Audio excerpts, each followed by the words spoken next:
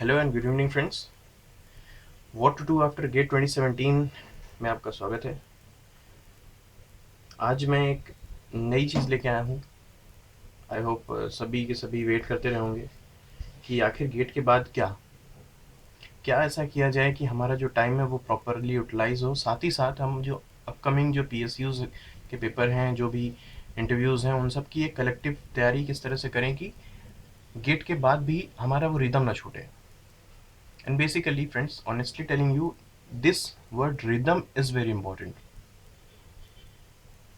होता क्या है कि जब हम गेट की तैयारी कर रहे होते हैं तो हमारी बॉडी, हमारा दिमाग का जो लेवल है, जो फ्रीक्वेंसी है, वो इस कदर ट्यून अप हो जाती है कि हम बहुत जल्दी जल्दी पढ़ाई करने की आदत डाल लेते हैं।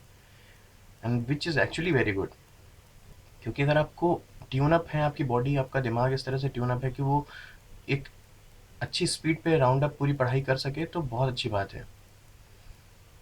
So what is required at this moment of time is कि आप उस फ्रीक्वेंसी को लूज़ ना करें। और लूज़ हम कैसे कर सकते हैं उस फ्रीक्वेंसी को? समय वेस्ट करके। अगर आप ये सोचें कि अभी तो गेट हुआ है and what is the need of doing the same kind of rigorous practice again and again, so let me tell you very frankly guys, that is 110% correct, and it is must for you to practice with the same strategy, with the same speed, with the same frequency which you were doing before gate. आपकी body, आपका दिमाग इस तरह से habitual हो चुका होता है कि वो काफ़ी घंटे बैठ सकता है। जो आपकी सीटिंग कैपेसिटी है वो बहुत अच्छी हो चुकी होती है गेट के पहले तक। बहुत ही अच्छी तरीके से आपका दिमाग समझ चुका होता है कि मुझे पढ़ना है। तो उस जो लेवल को आपकी बॉडी, आपके दिमाग ने अटेन कर लिया होता है, उसके साथ कॉम्प्रोमाइज़ करना is not at all a good deal. उस चीज़ को बिल्कुल मत छोड़िए। तो इन्हीं बातों को लेके, इसी स्ट्रेटजी को लेके मैं इस वीडियो को बना रहा हूँ कि आखिर क्या ऐसा किया जाए कि हमारा टाइम बिल्कुल भी वेस्ट ना हो, हम प्रेशराइज़ भी ना हो, किसी भी तरह का प्रेशर भी ना लें, टेंशन भी ना लें, और टाइम बहुत ही अच्छे तरीके से हम यूटिलाइज़ कर सकें। अपने जितने भी स्ट्रेटजीज़ हैं सबको एक साथ करके हम इस टाइम को भी गेट की तरह से बहुत ही अच्छा कर सकें। तो फ्रेंड्स, मैं पहला टॉपिक लिखूँगा। First point I would like to write is कि don't waste your time.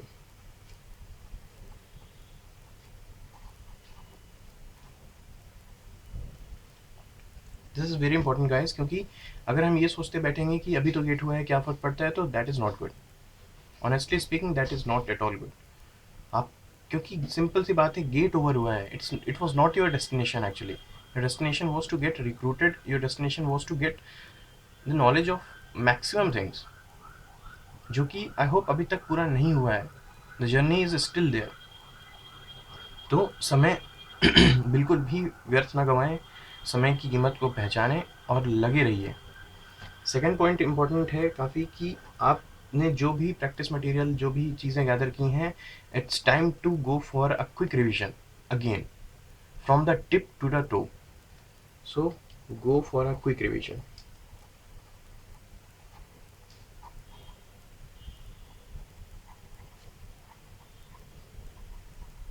Quick revision से सेंस क्या रहेगा कि हम हमारी जो धूल जमी हुई है किताबों पे, उसे हम झाड़ के देखेंगे। ये एक एनालॉजी वाली बात है आपके दिमाग को लेके कि अगर हमारे दिमाग में कुछ चीज़ें भूल गई होंगी इन गेट के बाद से लेके आज तक के दिन में, तो वो हम फिर से चेक कर लेंगे, फिर से दिमाग को फ्रेश कर लेंगे, और हम सारे टॉपिक्स को एट अ ग्लांस चेक कर लेंगे कि कहाँ कहाँ क्या क्या है, क्या क्या कमी है। थर्ड पॉइंट लिखूंगा कि it's time for learning something new. आपको याद होगा कि मैंने अपने लास्ट 15 डेज़ या 10 डेज़ वाले जो भी वीडियोस थे, उसमें मैंने इस बात का जिक्र किया था कि कोई भी नई चीज़ ना पढ़ें, but this is the time when you can go for it. आप जो उन टॉपिक्स को टच कर सकते हैं जो आपसे नहीं बनते थे, जिनके बारे में आपको पता चला गेट से 5 या 10 दिन पहले, तो you can go for a quick revision of those topics also. आप उनके कॉन्सेप्ट्स को देखिए, बुक रेफर कीजिए, you will get the idea. So third point रहेगा कि learn those topics which you felt were hard, which you felt were tough, and which you need to refer from your book. So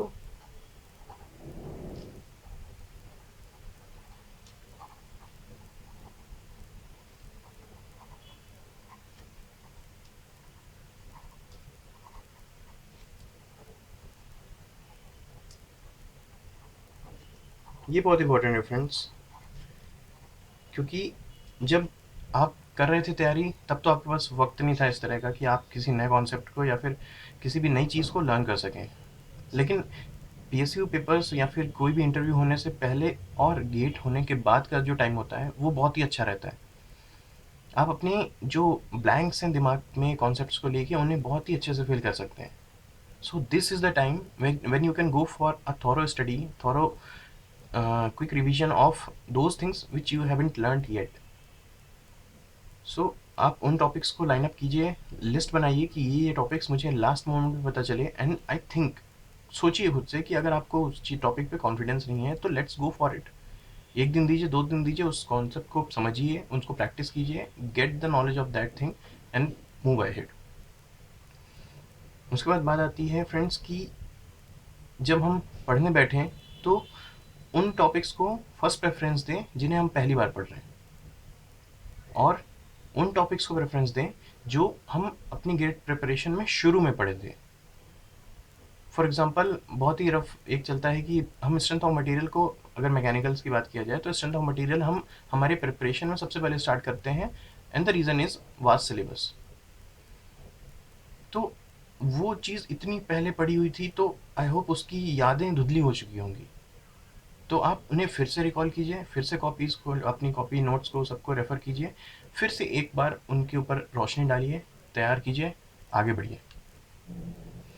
अब बात आती है कि जो हमारे PSUs आ रहे हैं, मैं बहुत दिन से इन मैसेजेस को, कमेंट्स को देख रहा हूँ कि हमारे कुछ पेपर्स आ रहे हैं अभी right now. I guess Coal India Limited is one of them. So उन सब की तैयारी, एक्चुअली मेरे पास उन सब चीज़ों का सिलेबस नहीं है, लेकिन हमें एक चीज़ बहुत अच्छे से दिमाग में पता होनी चाहिए कि हम किसी पर्टिकुलर पेपर या पेपर ओरिएंटेड स्ट्रेटजी नहीं फॉलो करेंगे कभी। हम पढ़ेंगे ऐसे कि हर चीज़ बननी चाहिए, चाहे वो एप्टीट्यूड हो, चाहे वो जनरल नॉलेज की चीज़ें हो, करंट अफेयर्स हो, या फिर टेक्निकल ही क्यों ना हो। We should know each and everything. आपको डिटेल में पढ़ने की ज़रूरत नहीं है। You are not appearing for civil services examination, so you can go through all this topics at a macro level. तो अब तीसरे पॉइंट के बाद मैं इस तरह से चीज़ों को इन चीज़ों के बारे में बात करूंगा जो कि आपको आपके आने वाले पीएसयू पेपर्स में हेल्प करेंगी, चाहे वो कोई भी पेपर हो। I am not considering only CIL और एनी अदर थिंग, लेकिन आपके जितने भी पेपर्स आ रहे हैं इस वक्त सामने, उन सब के लिए आप तैयारी कर सकें। Let's make a strategy for that. तो फ्रेंड्स, एक बहुत ही जनरल सा हम क्या करते हैं, बेसिकली 2 कैटेगरीज में डिवाइड कर लेते हैं।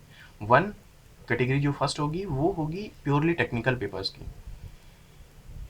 जो कैटेगरी 2 होगी वो टेक प्लस नॉन टेक की होगी।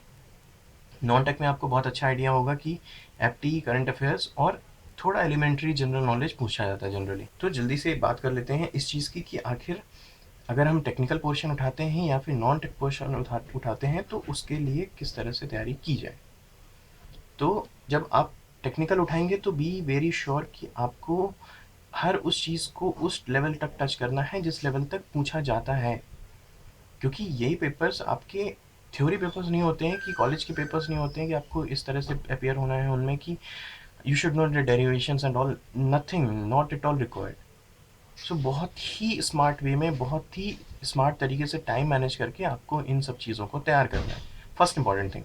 सेकेंड इंपॉर्टेंट थिंग इज़ कि एक चीज़ का माइंडसेट आप कर सकते हैं कि जितने भी पीएसयूज होते हैं उनके जो पेपर सेटर्स होते हैं, they are not going to frame new questions, that is for sure. जितना मेरा एक्सपीरियंस है, जितने पेपर्स मैंने लाइफ टाइम में दिए, कहीं ना कहीं से क्वेश्चन घूम के एज इट इज़ आते हैं। अब सवाल ये उठता है कि कहाँ से आते हैं, that I will tell you in the strategy, right. तो पहला माइंडसेट ये है कि हमें टाइम बहुत ही स्मार्ट वे में मैनेज करना है। And second important thing is that जो क्वेश्चंस पूछे जाते हैं इन तरह के पीएसयूज पेपर्स में, या फिर जितने भी, आई होप सारे में यही ट्रेंड चल रहा है। कोई पेपर फ्रेम नहीं करता है, कोई क्वेश्चन फ्रेम नहीं करता है, सीधे सीधे क्वेश्चंस उठा के प्रीवियसली पूछे गए पेपर्स के उठा के सीधे पेपर में डाल दिए जाते हैं, which is very good for you. क्योंकि आपको पता होगा एक्चुअली कि अगर आपने अच्छे से रिवीजन किया है, अच्छे से प्रैक्टिस किया है क्वेश्चंस को, तो फर्स्ट इंपॉर्टेंट थिंग कि आप तो ऐसे ही निकाल लोगे। और सपोज आपने उस तरह से प्रैक्टिस नहीं की है लेकिन आपने इन पेपर्स को प्रैक्टिस किया है तो भी आप निकाल लोगे, डरने की ज़रूरत नहीं है। तो सीधा कैटेगरीज बनाते हैं। तो category 1, as I said, that will be for purely technical examinations. Category first purely tech, category second रहेगी हमारी टेक प्लस नॉन टेक।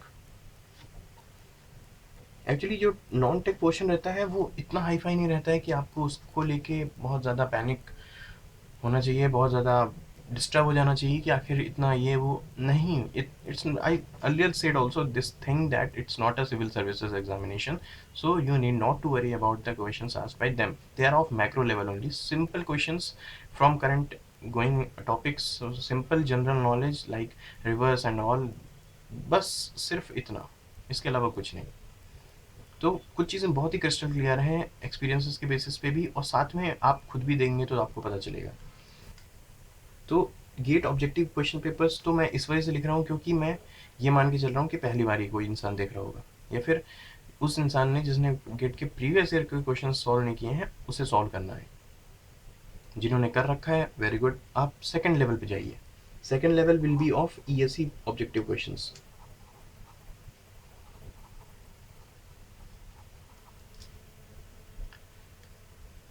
मैंने जितने पेपर्स दिए on experience basis I would like to say that कि ESE के जितने questions किसी भी पीएससी में पूछे जाते हैं उतना कहीं से नहीं पूछा जाता है, क्योंकि उन्हें भी पता है कि ESE is a standard level.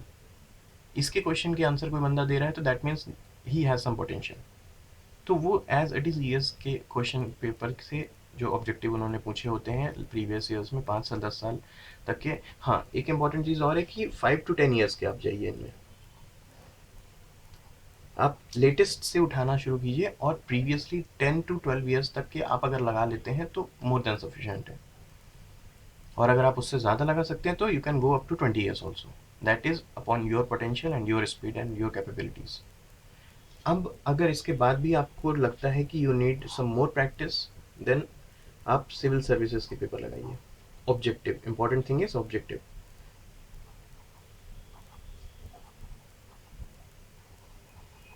Civil services actually मैंने जब लगाया था, मैंने पेपर में तो अपेयर नहीं हुआ सिविल सर्विसेज के, लेकिन ये जो स्ट्रेटजी है ये मेरी खुद की फॉलो की हुई है। तो मैंने ईएस के क्वेश्चंस लगा डाले सारे, जी गेट के लगा डाले। जब मैं सिविल सर्विसेज के क्वेश्चंस पे आया ना तो I found it little bit difficult, क्योंकि सिविल ईएस तक तो ठीक है, मतलब चलता है टेक्निकल के हिसाब से, लेकिन जैसे ही सिविल सर्विसेज के ऑब्जेक्टिव की बात आती है चीज़ें बहुत डिफरेंट हो जाती हैं। क्वेश्चंस का लेवल आप देखेंगे, अगर आपने बहुत ही रिगरस वे में तैयारी की है एकदम भयंकर वाली, तो आप मान के चलिए सिविल सर्विसेज आपको थोड़ा सा डिफिकल्टी में डालेंगे। और अगर आप वो भी बहुत अच्छे से कर लेते हैं तो I can sign and I can guarantee that आपको कोई नहीं रोक सकता है, you will get recruited, that's for sure. तो ये तो हुआ कि इतना आपका आपने इतना किया, और उसके बाद सपोज अगर आपको और भी टाइम बचता है तो फिर आप जाके बुक्स को खोलिए, फाइनल टचेस दीजिए अपनी तैयारी को। बुक्स में कई चीज़ ऐसी लिखी रहती हैं जो कोई पेपर नहीं पूछता है, लेकिन किस्मत का क्या भरोसा वही आ जाए जो हमने नहीं पढ़ा है। तो उस चीज़ को staying away from the risk and all, so you can refer your book.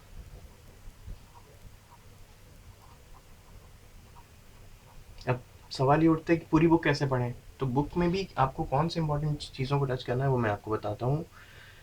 आप इनमें सिर्फ दो चीज़ों को चेक कीजिए। पहली चीज़ रहेगी आपकी समरी ऑफ यूनिट्स, यूनिट्स मतलब जो आपके चैप्टर्स हैं उनसे है। समरी आप देखिए, हर हर यूनिट हर चैप्टर के एंड पे एक समरी का पेज होता है, एक दो पेजेस होते हैं, वो बहुत ही समराइज वे में पूरे चैप्टर की चीज़ों को लिखते हैं। कई बार क्या होता है, जो पेपर सेटर होता है वो समरी के स्टेटमेंट को उठाता है और लास्ट के आंसर को 4 ऑप्शन बना के डालता है और आंसर पूछता है।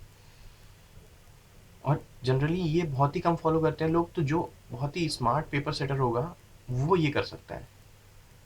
तो you should think on that level also, कि मौका नहीं देना है नंबर छुड़वाने का, कहीं से नंबर कटने नहीं चाहिए चाहे जो हो जाए। और second important thing is that कि बुक में जो ऑब्जेक्टिव क्वेश्चन होते हैं आप उन्हें भी लगाइए।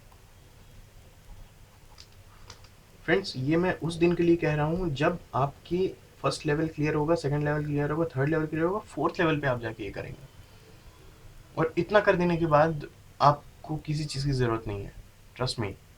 आप खुद भी देख के सोच रहे होंगे कि ये तो भाई मोर देन सफिशिएंट है। यस इट इज़, लेकिन इतना हमें ग्रिप बहुत ही स्ट्रांग होनी चाहिए, तब मज़ा आएगा पेपर में अपेयर होने में। अब जल्दी से बात कर लेते हैं कैटेगरी 2 की, टेक्निकल प्लस नॉन टेक्निकल। तो technical will remain same as it is, बिल्कुल सेम, प्लस नॉन टेक वालों के ऊपर थोड़ा सा लोड आ जाएगा, क्योंकि नॉन टेक सिलेबस के लिए भी आपको टाइम देना पड़ेगा, राइट। सो नॉन टेक में आता है आपका एप्टी आ जाता है, आपका रीजनिंग आ जाता है, आपका general knowledge. General knowledge means कि हमारे आसपास घटने वाली चीज़ें जो हैं, जैसे घटने वाली चीज़ें तो खैर करंट अफेयर्स में आएंगी, लेकिन जैसे आसपास हमारे मॉन्यूमेंट्स हो गए, प्लेसेस हो गए, बहुत इंपॉर्टेंट चीज़ हो गई, जैसे मॉन्यूमेंट्स हैं, केव्स हैं, टेम्पल्स हैं, रिवर्स हैं, वेरी इंपॉर्टेंट थिंग, रिवर्स हैं, नेशनल पार्क्स, ये सब कैटेगरी जो आती है वो आती है जनरल नॉलेज में। जनरल नॉलेज में आपसे वो ये पूछ सकता है। इसमें फिर उसके बाद आता है इंपॉर्टेंट चीज़ है करंट अफेयर्स।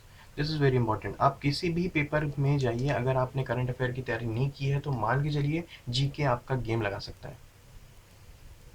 जो आपका पोर्शन रहेगा नॉन टेक, उसमें अगर करंट अफेयर आपने तैयार नहीं किया है तो you can suffer to at least 80 to 90%। अगर 10 नंबर का जीके पूछा है उसने, तो मान के चलिए 7 से 8 नंबर। कई कई बार ये हुआ है कि करंट अफेयर ही पूछ दिया है, एक या दो क्वेश्चन हार्डली 10 में से उसने पूछे होंगे तो जनरल नॉलेज के, कि एक्स वाई जेड रिवर कहाँ से कहाँ बहती है, and like that. Current affair is very important. Current affair के मटेरियल से इंटरनेट भरा हुआ है, आप आराम से पढ़ सकते हैं, but I would like to refer कि कुछ हमारी स्टैंडर्ड मैगजीन्स आती हैं, आपको पता होगा, आपके फ्रेंड सर्कल से आप डिस्कस कर सकते हैं कि करंट अफेयर के लिए बेस्ट क्या है आज की डेट में।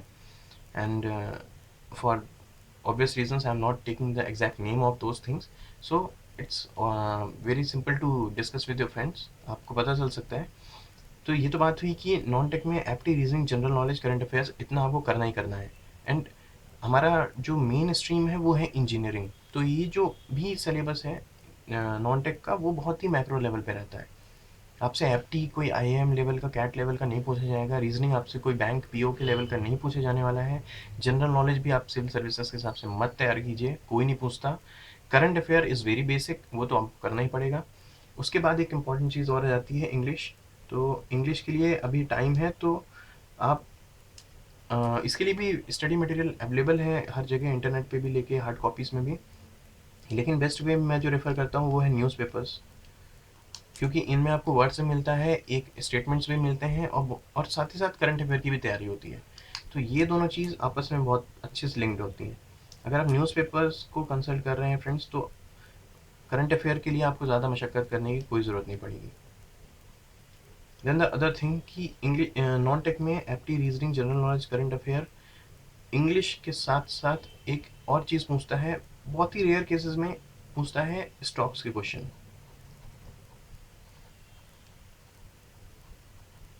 स्टॉक्स के क्वेश्चंस ऐसे रहते हैं कि कंपाउंड इंटरेस्ट, सिंपल इंटरेस्ट के क्वेश्चंस को कॉम्प्लिकेट करता है, डिविडेंड और इन सब चीज़ों के बारे में बात करता है। तो इन सब का मैंने पहले ही बहुत स्टैंडर्ड बुक एक बताई थी, RS अग्रवाल, काफ़ी लोग करते होंगे रेफ़र। ये बुक मेरे को काफ़ी सही लगी अपने हिसाब से भी, क्योंकि इसमें सब कुछ है except for general knowledge and current affairs. Stock के क्वेश्चन हो, चाहे एप्टी हो, चाहे रीजनिंग हो, नॉन टेक पोर्शन इस बुक ने बहुत ही अच्छा कवर किया है। अपन को पीएचडी नहीं करनी है किसी भी टॉपिक पे, जितना हमें पढ़ना है उतना इस बुक ने बहुत ही अच्छे से कवर किया है। और ये तो है कि what to do after GATE 2017। इसमें एक इंपॉर्टेंट चीज़ मैं मिस कर रहा हूँ, वो है टाइम। कि अगर फॉर एग्जांपल आप 10 घंटे दिन में दे रहे हैं, if you are using 10 hours, then pure जो कोर टेक्निकल की तैयारी कर रहे हैं, प्योरली टेक कैटेगरी 1 वाले, उनका तो पूरा 10 आवर्स टेक्निकल में ही जाने वाला है। लेकिन जो कैटेगरी 2 की तैयारी कर रहे हैं, टेक्निकल प्लस नॉन टेक, वो अपना समय डिस्ट्रीब्यूट करें। एंड 50-50 मैं कह सकता हूँ कर सकते हैं बिल्कुल। 50 आवर्स, 5 आवर्स प्लस 5 आवर्स करके कर सकते हैं। 6 आवर्स प्लस 4 आवर्स भी अच्छा है, क्योंकि आपको बेसिकली तैयार तो अपना टेक्निकल ही करना है। तो अगर आप उतना ज़्यादा वैल्यू दे दिए नॉन टेक को जो जितना की ज़रूरत नहीं थी, तो आपका टेक्निकल थोड़ा खतरे में आ सकता है। ये आपका 10 मीन्स कहने का कि अगर आपने एक्स टाइम लगाया है तो आपको 60% उस टाइम का देना है टेक को, और इसी का 40% टाइम आपको देना है नॉन टेक को। आप कितने भी देर पढ़ते हैं, डजेंट मैटर, लेकिन ऑप्टिमलिटी हमेशा, कंसिस्टेंसी हमेशा मेंटेन करिए। एटलीस्ट 8 to 10 आवर्स तो मिनिमम जाना ही चाहिए आपको, क्योंकि race is not yet over. अभी भी हम कुछ नहीं है, we have just given a paper GATE 2017 and nothing else. तो फ्रेंड्स, ये तो स्ट्रेटजी मैंने प्लान किया बनाने का, बताने का आपको, और आई होप आपको भी इसमें जो भी आपको अपने हिसाब से करना है आप कर सकते हैं, नो ऑब्जेक्शन विद दैट। मैं तो हमेशा ही कहता हूँ कि आप अपने सेंसेस भी यूज़ कीजिए, मैं एक डायरेक्शन ही दूंगा आपको, उसमें खुद इंटरपोलेट करके वैल्यूज़ निकाल के अपनी लाइफ के हिसाब से सेट करना है। So for all this preparation, all the best once again guys, and thanks for watching the video.